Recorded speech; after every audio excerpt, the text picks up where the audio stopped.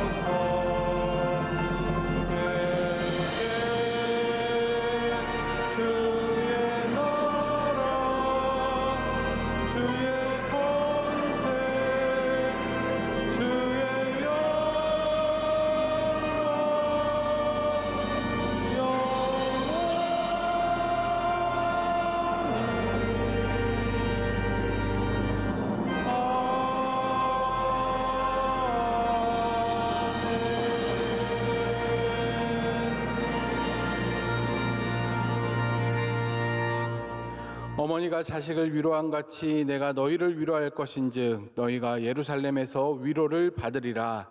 아멘.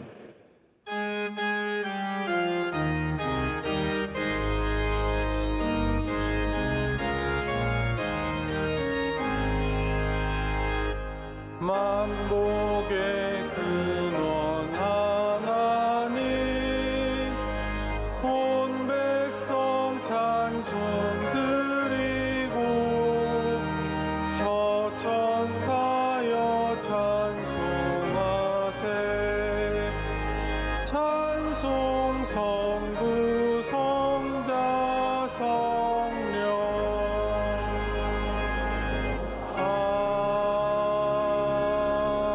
아멘.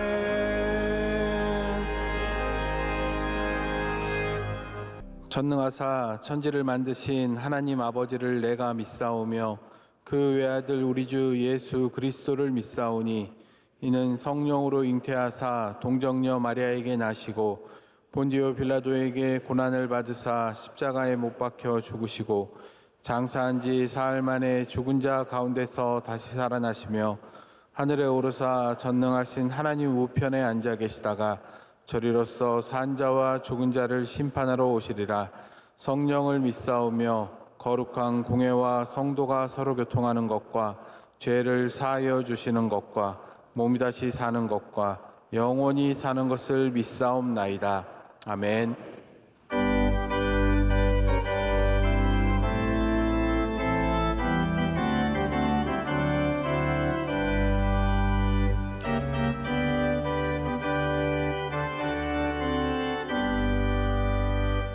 내가 늘 의지하는 예수, 나의 상처 입으신 영을 불쌍하게 여기사 위로하여 주시니 미쁘신 나의 좋은 친구. 내가 의지하는 예수, 나의 사모하는 친구.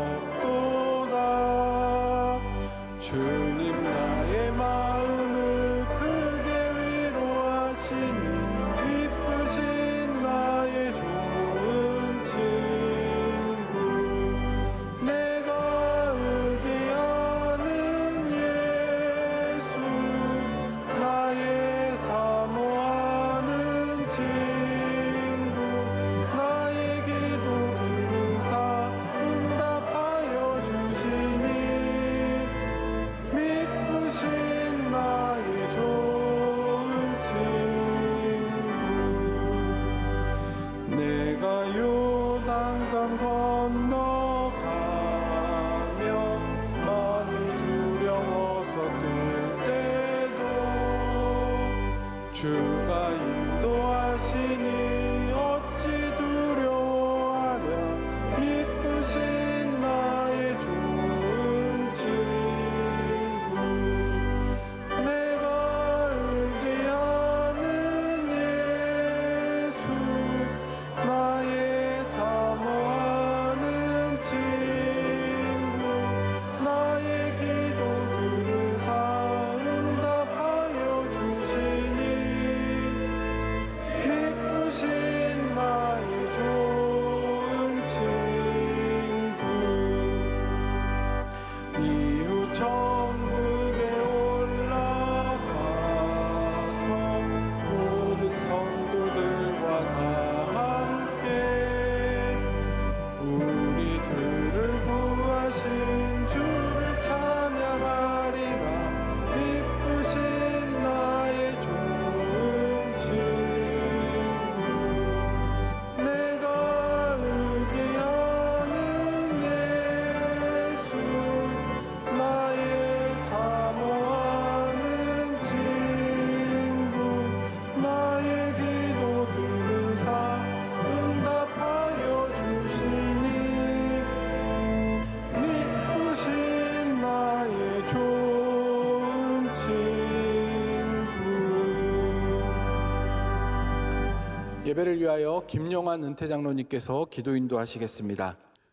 만왕의 왕이시여 만유의 주가 되시는 여호와 하나님 아버지, 믿음의 조상 아브라함을 우르에서 불러내시듯 죄악 세상 가운데 살아가던 주의 백성들을 택하시고 불러내셔서 이른 아침 주의 성전에서 구속의 은총을 찬송하며 신령과 진정으로 예배드리게 하심을 감사드립니다. 존귀 영광 모든 권세 주님 홀로 받으시옵소서. 지난 한 주간도 저희들은 죄악 세상과 타협하며 온갖 정욕과 이기심으로 형제를 미워하고 원망과 불평 가운데 살아왔음을 고백하고 회개하오니 우리들의 죄와 허물을 십자가 보혈로 정하게 씻어 주시옵소서. 이 나라 온 땅을 덮고 있는 어둠의 영들이 하나님의 교회를 회방하고 주의 종을 세상 법정에 세우고 주의 백성들을 능욕하고 조롱하였던 저 공중권세 잡은 자들을 우리 대장 예수 이름으로 모두 물리쳐 주심을 감사하나이다. 온 세상이 진동하고 요동하여도 하나님의 나라는 영원 무궁함을 믿습니다. 전능하신 하나님 아버지, 대통령과 위정자들에게 주를 믿는 믿음과 지혜를 주셔서 안보, 경제, 정치 모든 국난을 능히 넘어설 수 있도록 은혜를 주옵소서.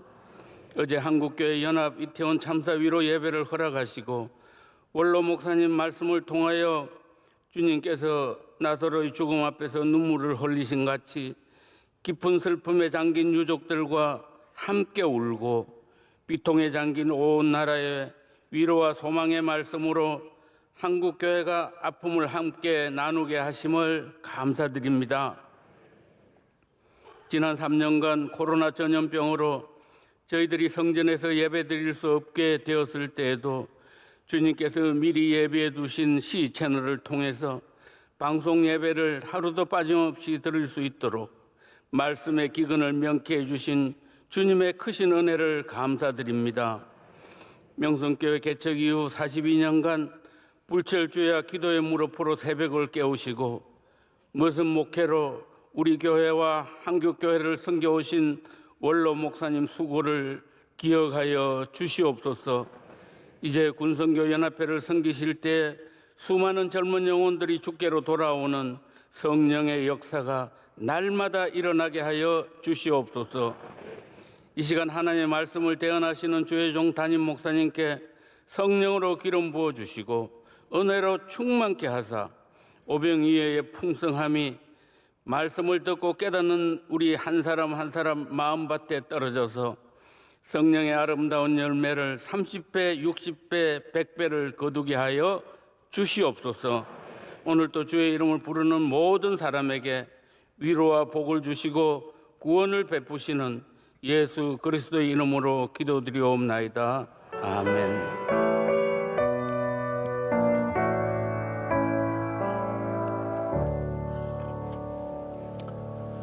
오늘 우리에게 주시는 하나님의 말씀은 신약성경 요한복음 5장 2절에서 9절까지의 말씀입니다. 신약성경 150면에 있는 요한복음 5장 2절에서 9절까지의 말씀입니다. 이 말씀을 김승환 집사님과 오윤선 집사님께서 봉독해 주시겠습니다. 예루살렘에 있는 양문 곁에 히브리 말로 베데스다라 하는 못이 있는데 거기 행각 5이 있고 그 안에 많은 병자, 맹인, 다리 저는 사람, 혈기 마른 사람들이 누워 물의 움직임을 기다리니 이는 천사가 가끔 못에 내려와 물을 움직이게 하는데 움직인 후에 먼저 들어가는 자는 어떤 병에 걸렸든지 낫게 되밀어라. 거기 38해 된 병자가 있더라. 예수께서 그 누운 것을 보시고 병이 벌써 오래된 줄 아시고 이르시되 내가 낫고자 하느냐. 병자가 대답하되 주여 물이 움직일 때에 나를 못에 넣어주는 사람이 없어 내가 가는 동안에 다른 사람이 먼저 내려가나이다. 예수께서 이르시되 일어나 내 자리를 들고 걸어가라 하시니 그 사람이 곧 나아서 자리를 들고 걸어가니라. 이 날은 안식일이니. 아멘.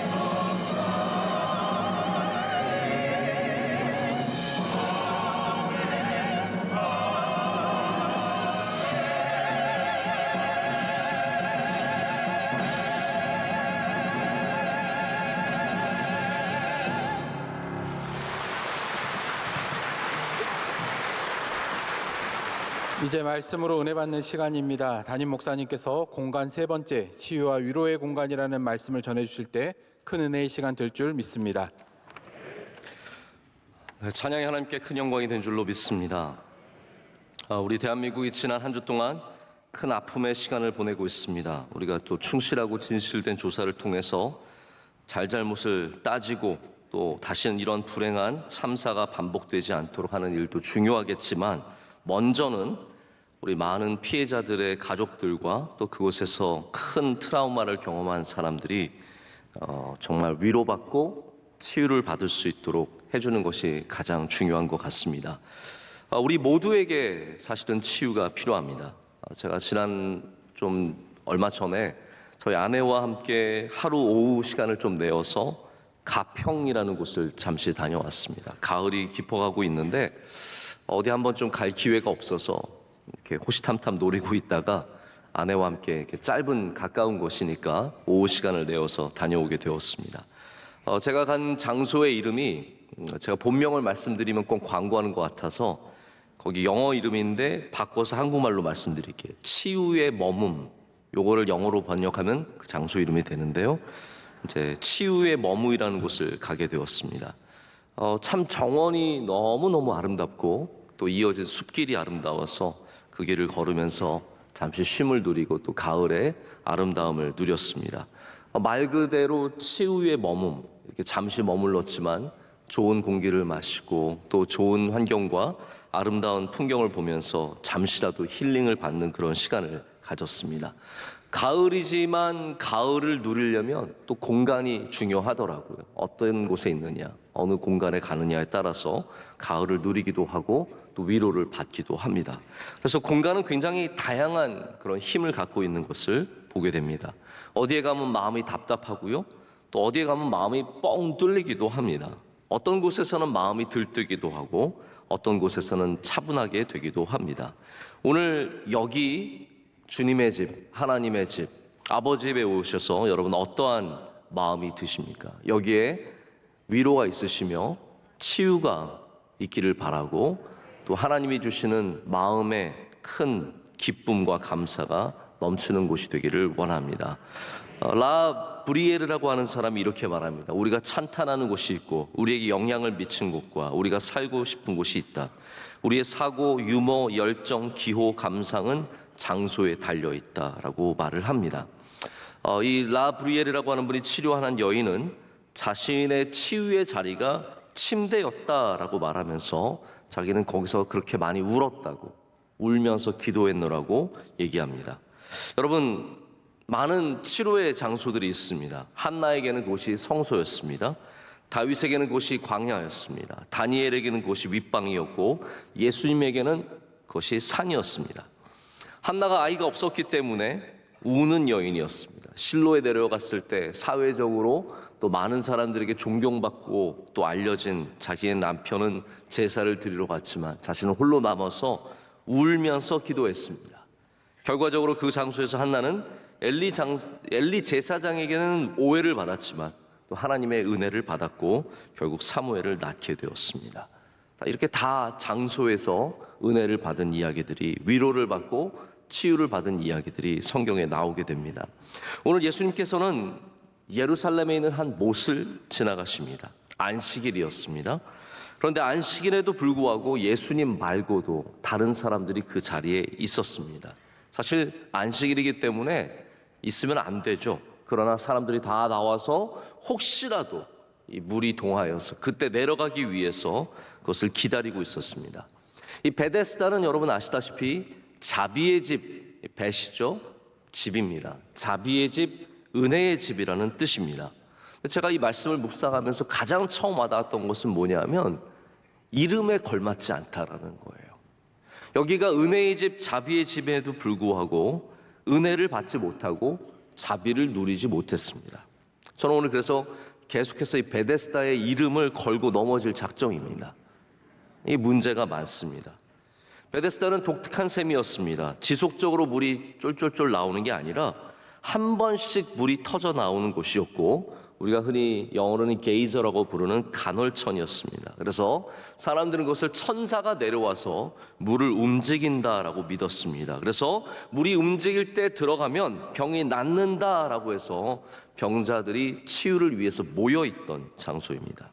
자, 그런데 베데스다가 치유의 공간이 되어야 함에도 불구하고 베데스다는 이름처럼 자비와 은혜가 없었습니다. 자, 성경을 보면은 가끔씩 상황과 사람의 이름이 딱 맞아 떨어질 때가 있습니다. 그것은 왜 그렇겠습니까? 우연히 그런 게 아니죠. 성경은 의도적으로 이름과 상황이 맞는 것을 통해서 그 사람의 본성을 드러내고 있습니다. 자, 그래서 그런 경우에는 대부분 그때부터 그렇게 사람이 불렸던 것이 아니라 그 연유로, 그 이유로 그렇게 사람의 이름이 불렸다는 것을 우리가 생각해 볼 수 있습니다. 예를 들어서 다윗이 압살롬의 반란을 피해서 도망갈 때가 있었습니다. 여러분 기억나십니까? 유대 광야로 도망가는데 그때 도와준 사람이 있고 저주한 사람이 있습니다. 저주한 사람의 이름이 무엇이었습니까? 나발이라고 하는 사람이었습니다. 우리 한국말로도 나발나발되는 나발이라고 하는 사람이었습니다. 근데 나발의 뜻이 무엇입니까? 미련한 사람, 바보 같은 사람이에요. 그래서 나중에 아비가일이 말하기를 그 사람은 이름처럼 미련한 사람입니다라고 얘기하죠. 이게 성경이 얼마나 의도적으로 이름을 쓰고 있는지를 보여주는 단적인 예입니다. 성경은 이름을 통해서 이 사람을 우리에게 보여주는 거예요. 자, 그럼 베데스다라면 거기에 은혜가 보여줘야죠. 베데스다라면 거기에 자비가 나타나야 합니다. 하지만 여기는 자비가 없습니다. 왜 그렇습니까? 38년 된 병자만 봐도 알 수 있는 거예요. 왜 이 사람이 38년 동안 거기에서 기다리고 있습니까? 한 번도 내려가 본 적이 없어요. 38년 동안 그는 늘 물이 움직이면 내려가기를 원했는데 자기가 오늘 말하듯이 자기를 데려다 주는 사람이 없어요. 여기는 병이 낫는 곳일지는 모르지만 은혜가 없어요. 이 오래 기다리고 움직일 수 없는 사람 단 한 번도 이 사람을 먼저 내려서 가게 사람들이 도와주지 않았다라는 겁니다. 여러분 참 이게 아이러니하지 않습니까? 치유의 장소에 은혜가 없어요. 치유의 장소에 자비가 없어요. 치유의 장소에 경쟁만 있고 각자 도생만 있고 나만 살면 된다라는 마음이 있는 거죠. 여러분 이게 바로 베데스다의 문제이며 치유의 장소의 문제입니다. 그리고 이것이 베데스다의 문제만은 아니라는 거죠. 저는 오늘 우리 교회만이 아니라 이 교회라는 것 자체가 치유의 공간이라는 것을 여러분께 말씀을 드리고 싶습니다. 할렐루야. 자, 교회는 치유의 공간이에요. 그런데 왜 교회가 이 시대의 치유의 공간의 역할을 감당하지 못하고 때로는 많은 곳에서 상처의 장소가 되는가? 이게 참 아이러니하다라는 거죠. 왜 이렇게 교회에서 상처받는 사람들이 많고 지금도 끊임없이 사람들이 마음이 상하고 몸이 상하고 어려움을 겪습니까? 이 전쟁 용어 중에 friendly fire라는 게 있습니다. 아군이 전쟁 중에 서로 총을 쏘다가 자기 편을 맞추는 거를 friendly fire라고 해서 자기 편 총에 죽는 그런 사람들이 있다는 것을 우리가 알고 있습니다. 아군끼리 싸우다 다쳐요. 이게 우리 교회의 문제, 이 시대의 그리스도인의 문제인 것을 저희가 많이 보게 됩니다. 더 이상 치유의 공간이 아니라 전쟁의 장소가 되는 거죠. 여러분 이거 바로 베데스다의 문제이고 이 치유의 공간 같은 곳의 문제입니다. 그래서 교회도 치유의 공간인데 이걸 여러분 꼭 아셨으면 좋겠습니다. 베데스다와 똑같아요. 은혜가 사라지면 여기도 더 이상 베데스다가 아니라는 겁니다. 자비가 사라지면 여기가 베데스다가 아니라는 거죠. 자비와 은혜는 사라지고 짐만 남았어요. 뱃만 남았어요. 베데스다가 되어야 하는데 그냥 뱃이에요. 베데스다에 있었던 병자들이 수많은 병자들이 있었겠죠. 여기는 뭐 눈먼 사람도 있었을 것이고 말 못하는 사람, 피부병 환자, 별의별 환자들이 다 모였을 텐데 모두들 물이 움직일 때 가장 먼저 내려가는 게 소원이에요. 이 사람은 움직일 수 없는 누워있는 병자입니다. 그러니까 어쩌면 이 사람도 지혜가 없어요. 치유받을 곳이 다른 곳에 분명히 있었을 텐데 가장 먼저 내려가야 하는 곳에 누워있는 사람이 기다리고 있으면 도대체 어떻게 내려갈 수 있겠습니까? 7절에 이 사람이 말하기를 주여 물이 움직일 때에 나를 못에 넣어주는 사람이 없어 내가 가는 동안에 다른 사람이 먼저 내려가나이다. 이게 베데스다의 모습이었다는 겁니다.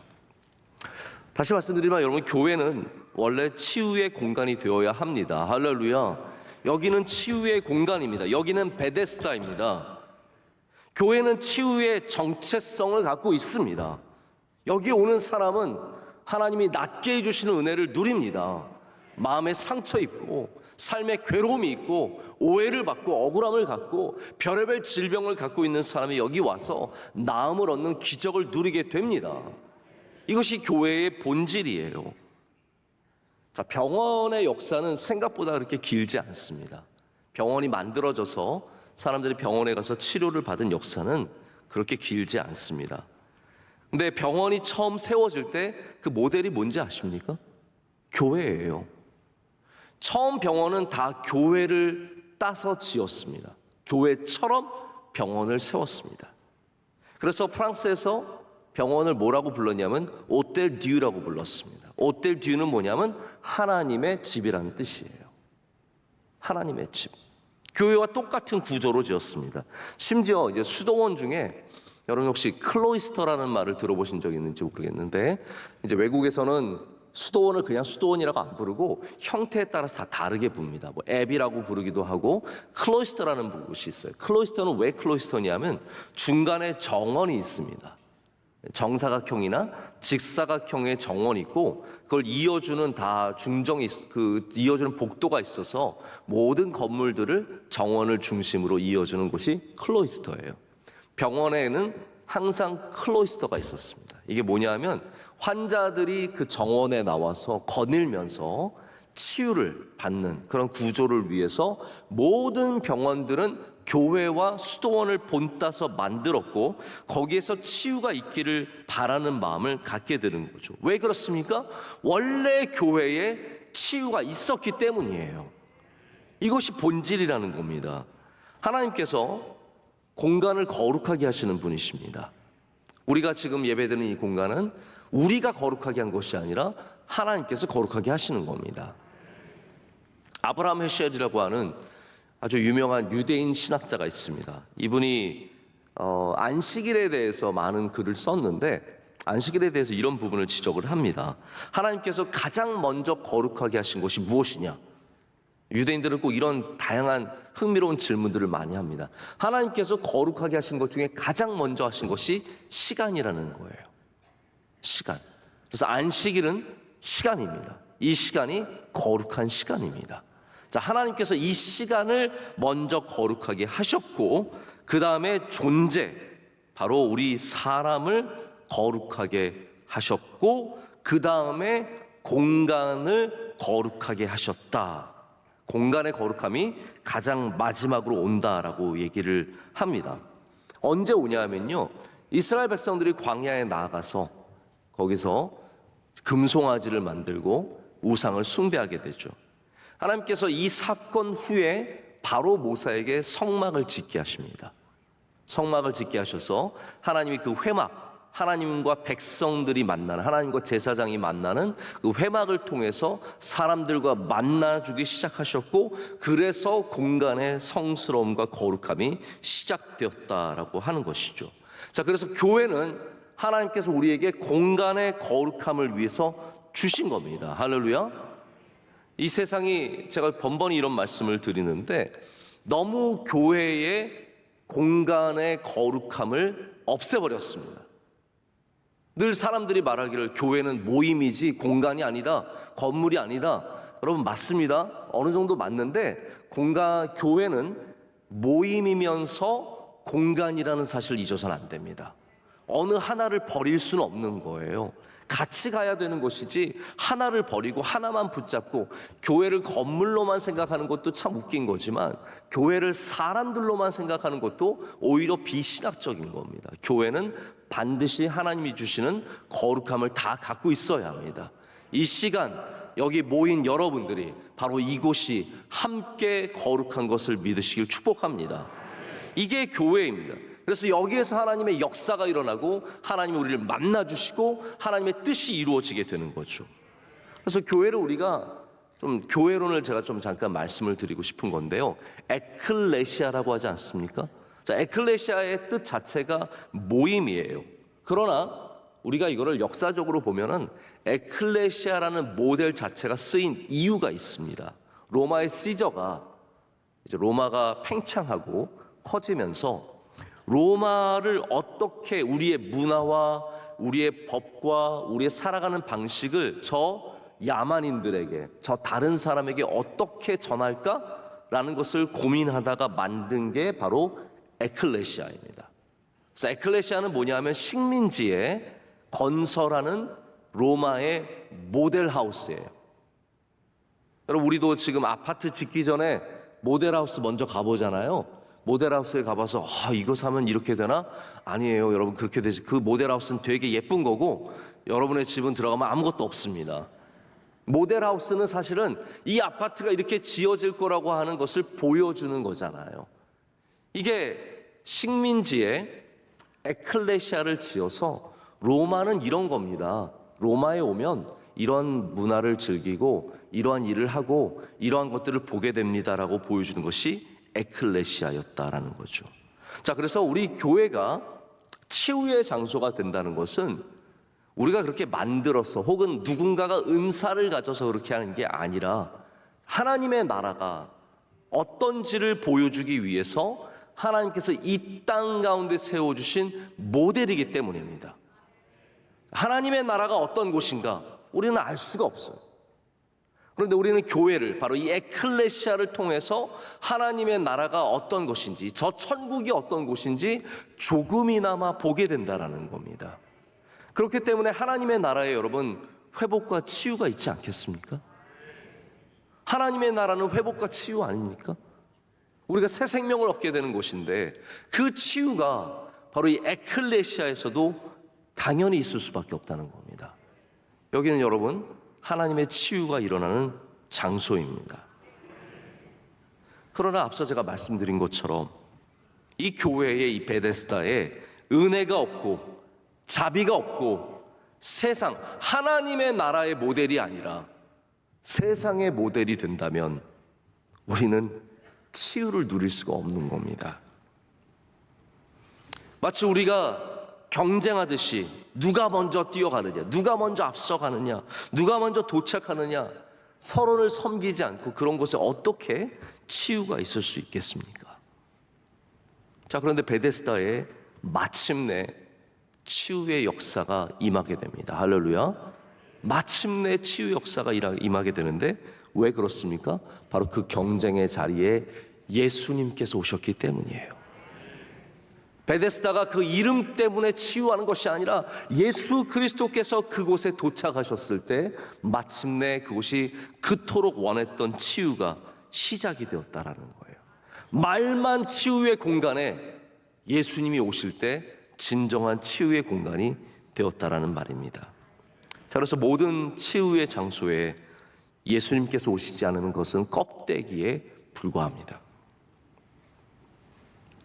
성경에는 공간과 치유가 연결되는 말씀들이 많이 나옵니다. 예를 들어서 나아만 장군 기억하십니까? 나아만 장군. 나아만 장군이 요단강에서 7번 물에 몸을 담궈서 나병으로부터 나음을 얻었습니다. 그때 나아만 장군이 자꾸 몸을 담그라고 하니까 짜증나서 한 말이 뭐예요? 이런 말을 합니다. 이제 열왕기하 5장 12절에 이런 말이 있는데요. 다메섹강 아바나와 바르발은 이스라엘 모든 강물보다 낫지 아니하냐. 자기가 살던 다메섹에 그 아름다운 강들, 물이 정말 예쁘고 좋은 그 물들, 그게 많은데 뭐하러 내가 여기 요단강 이 더러운 물에서 몸을 담그고 있어야 하느냐라고 얘기를 하죠. 근데 이 사람이 모르는 게 있습니다. 그것이 무엇입니까? 정말로 하나님께서 원하셨던 것은 공간만의 말씀이 은혜가 아니라 그 하나님의 말씀을 따르는 믿음과 순종의 자세였기 때문입니다. 자, 그래서 제가 드리고 싶은 말씀은 공간이 믿음과 연결되지 않으면 공간은 껍데기에 지나지 않다라는 거예요. 지금 이 나아만 장군은 요단강 때문에 나은 게 아니라 그가 말씀을 순종했기 때문에 나은 것입니다. 어떠한 공간도 마찬가지예요. 그 공간에서 예수 그리스도를 만나지 않으면 그것은 껍데기에 불과합니다. 아무리 좋은 학교를 가도 공부를 잘해야 복이 있는 거죠. 아무리 좋은 선생님을 만나도 그 선생님 말씀을 잘 따라야 복이 있는 거 아니겠습니까? 베데스다에 38년을 살아도 예수님을 만나지 않으면 치유가 없는 겁니다. 우리가 교회 생활을 수십 년 하고 3대째 하고 5대째 해도 예수님을 만나지 않은 사람에게는 치유가 없습니다. 그러나 단 하루라도 이곳에 나와서 주님을 만나면 거기에 은혜가 있다라는 것이죠. 우리 명성교회는 껍데기만 있는 교회가 아니라 예수님을 만나는 교회가 되어야 합니다. 여기 온 모든 주님의 백성들이 예수님을 만나야 치유함을 받기 때문입니다. 제가 저희 교회도 오셔서 말씀을 전하셨던 한 목사님을 소개하고자 합니다. 지금 우리 통합 측, 우리 장로교 통합의 부총회장으로 섬기고 계신 김의식 목사님이라는 분이 계십니다. 이분은 교회 이름이 치유하는 교회예요. 치유하는 교회. 여러분 혹시 치유받고 싶으시면 이 교회 나가세요. 치유하는 교회예요. 이분 교회가 왜 치유하는 교회가 되었냐면 갔더니 처음에 담임으로 불림을 받아서 갔더니 너무 싸우고 있는 거예요. 교회가 만신창이가 되도록 당회가 싸우고 있고 노예와 싸우고 있고, 이 담임 목사님 노예가 도와주면 얼마나 좋습니까? 이 노회장과 노예가 이 담임 목사님을 괴롭히기를 끊임없이 괴롭히고 힘들게 하고 어렵게 하고 말도 못하는 거예요. 그래서 늘 금식하고 눈물 흘리고 기도하다가 마침내 하나님이 은혜를 주셔서 회복하게 되면서 교회 이름을 아예 치유하는 교회로 바꾼 거예요. 우리 모두가 좀 고침을 받아야겠다. 참 너무너무 귀하게 생각하는 목사님인데, 이분의 치유 목회에 원리가 있으시더라고요. 이분이 이렇게 말씀하세요. 자기에게는 목회적 원리가 5가지가 있다는 거예요. 치유의 원리라는 거죠. 첫 번째는 하나님이 분명히 살아계신다는 것. 두 번째는 하나님은 우리를 뜨겁게 사랑하신다는 것. 세 번째는 하나님의 우리 모든 기도에 가장 좋은 곳으로 응답하신다는 것. 네 번째는 하나님은 우리의 영혼과 육을 기적적으로 치유하신다는 것. 다섯 번째는 하나님은 세상 끝날까지 우리와 항상 함께 하신다. 이 5가지를 말씀하시면서 이것이 바로 치유 목회의 원리라고 말합니다. 근데 제가 이걸 보니까 메시지는 이거예요. 하나님 없이 치유가 있을 수 없다라는 말이에요. 베데스다에 예수 그리스도가 없다면 거기는 치유의 공간이 될 수 없습니다. 여러분의 가정에도 예수님이 오셔야 치유함을 받게 됩니다. 우리 명성교회가 오직 주님 예수님만을 붙잡아야 여기에 치유가 있게 되는 것입니다. 어저께 원로 목사님께서 우리 한국 기독교 우리 이태원 참사의 추모 예배를 드리시면서 말씀을 전하셨는데, 목사님의 말씀의 메시지가 바로 그것이었습니다. 예수님이 위로해 주셔야 된다라는 거예요. 예수님만이 위로하실 수 있다라는 겁니다. 그래서 여러분, 결국 이 사람이 은혜를 받는, 38년 된 병자가 은혜를 받는 것은요, 물 때문이 아니라 예수 그리스도의 보혈 때문이었습니다. 이게 참 중요합니다. 우리가 물로 치유함을 받는 게 아니라 예수 그리스도의 보혈로 치유함을 받는다는 거예요. 제가 군에 있을 때, 병장쯤 되었을 때 저희 목사님이 새로 오셨어요. 목사님 새로 오셨는데, 이 목사님이 저희들을 데리고 가끔 밖에 외부에 나가셔서 이제 목사님 가시는 곳에 따라가게 하시는 거예요. 근데 이 군목 목사님께서 목욕을 참 좋아하세요. 저는 목욕을 해도 10분 하면 되는 사람인데, 목사님이 김 병장 같이 갑시다 그래서 네, 알겠습니다. 그때 그래서 제가 군기가 있었던 건 아니에요. 사실 병장이었기 때문에 네, 알겠습니다 하고 이제 따라갔는데, 목사님이 온천에 가셔서 2시간을 안에 계시는 거예요. 제가 거기서 30분 있다 저는 죽는 줄 알고 나왔어요. 이미 기운이 다 빠졌어. 근데 그 목사님께서는 2시간 후에 나오시면서 시원하다. 그 물이 좋은 물이라고 하시면서 이 물에 들어가면 피부병이 나고 위장이 나고, 저는 물에 앉아 있는데 왜 위장이 났는지는 잘 모르겠지만 뭐 좋은 게 많다라는 거예요. 여러분, 이 세상에 좋은 물이 많습니다. 가면 고침을 받는 온천이 있고 가면 마시면 좋은 물이 있지만 정작 우리가 치유를 받는 것은 오직 예수 그리스도의 보혈을 통해서라는 거죠. 이 베데스다의 못의 물이 아무도 치유할 수 없었습니다. 여러분, 명성교회가 물로 치유하는 곳이 아닙니다. 여기는 오직 예수 그리스도의 보혈로 치유하는 곳입니다.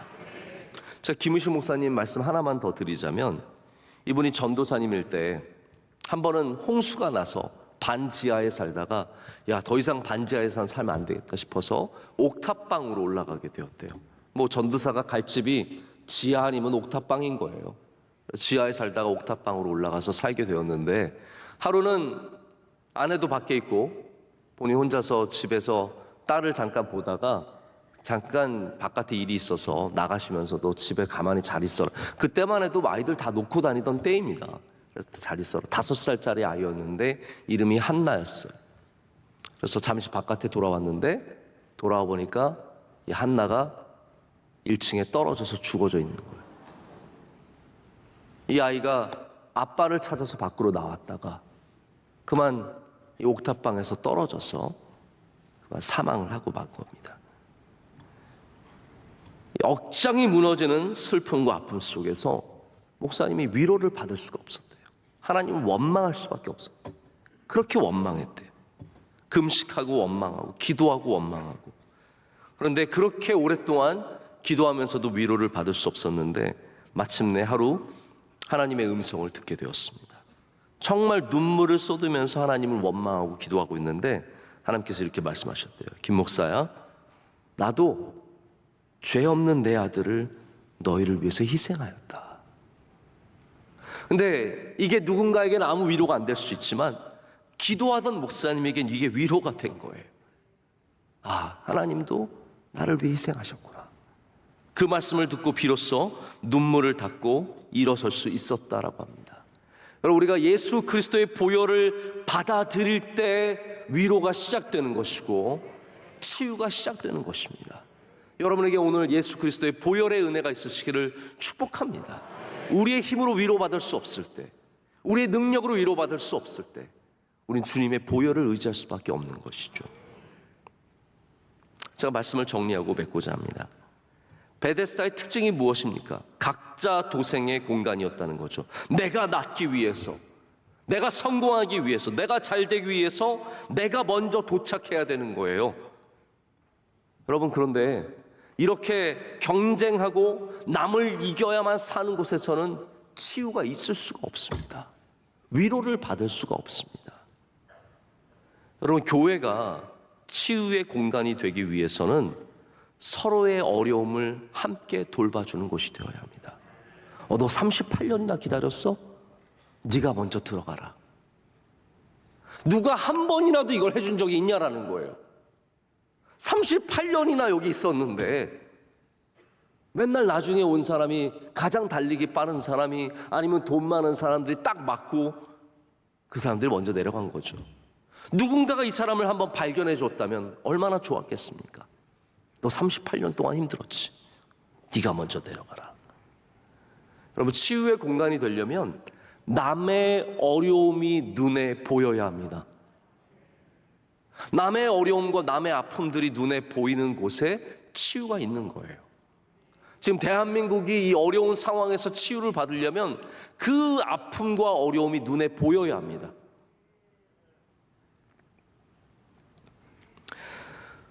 체스터튼이라고 신학자로 굉장히 유명한 분이 계십니다. 이분은 소설가였는데 신학을 참 훌륭한, 정통이라는 책을 쓰셔서 C.S. 루이스라든지 나중에 아주 중요한 사람들이 영향을 미친 분이 체스터튼 경입니다.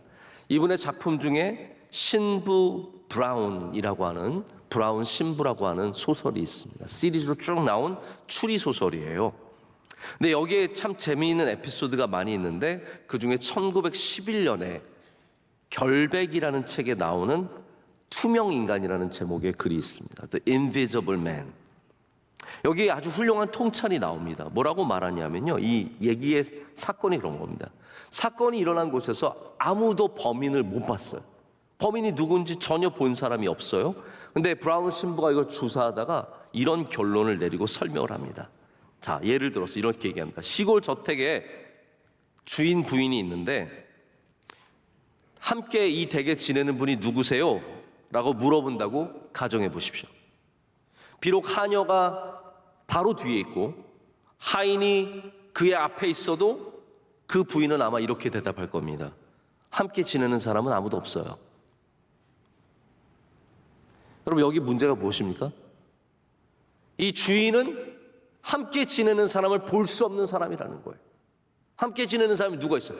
번연히 앞에서 일하고 있는데 아니 함께 지내는 사람 아무도 없는데요? 왜 그 범인이 안 보였느냐?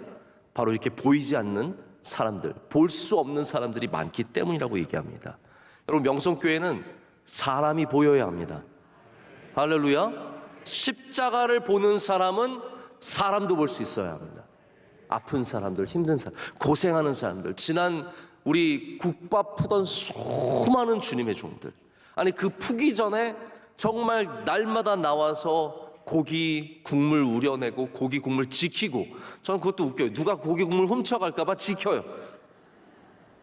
밤새 누가 또 가져갈까 봐 그걸 밤새 또 지켜요. 양파 눈물 흘리며 울면서 양파 써시는 분들 많았습니다.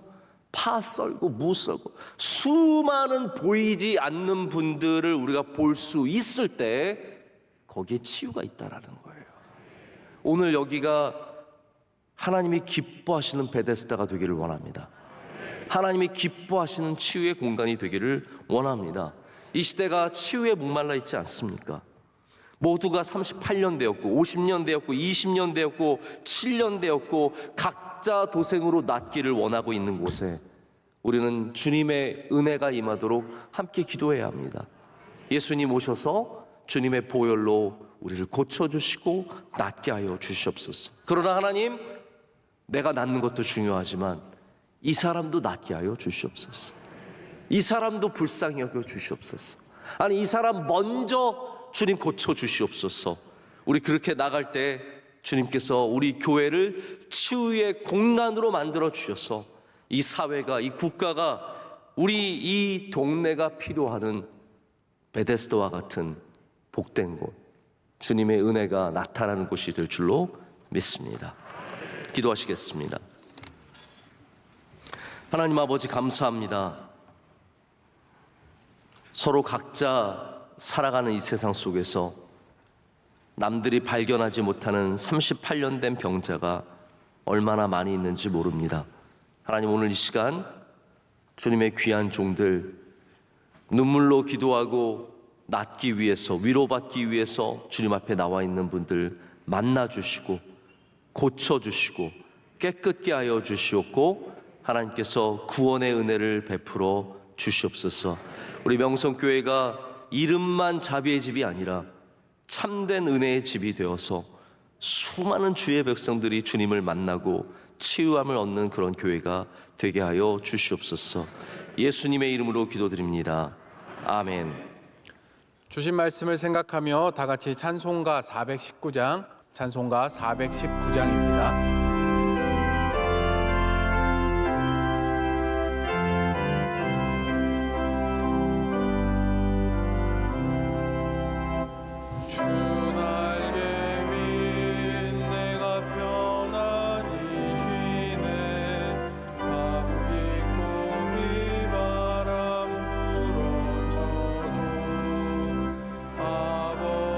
아버지께서 날 지켜주시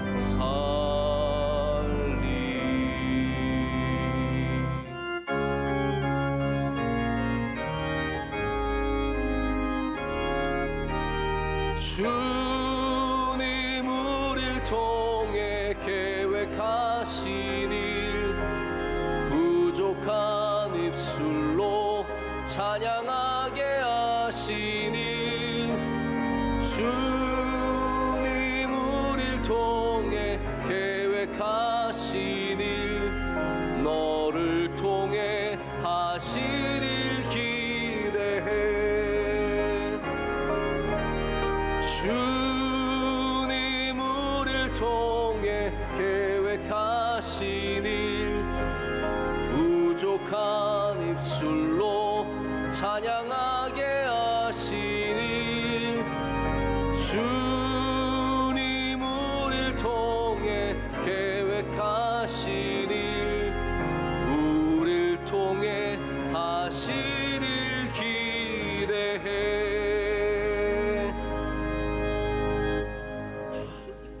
이제는 우리 구주 예수 그리스도의 은혜와 하나님의 사랑과 성령의 교통하심이 이 시간 주님 앞에 나와 예배하는 주의 자녀들 위에와 그 가정 가운데 영원토록 함께 하시기를 간절히 축원하옵나이다. 아멘.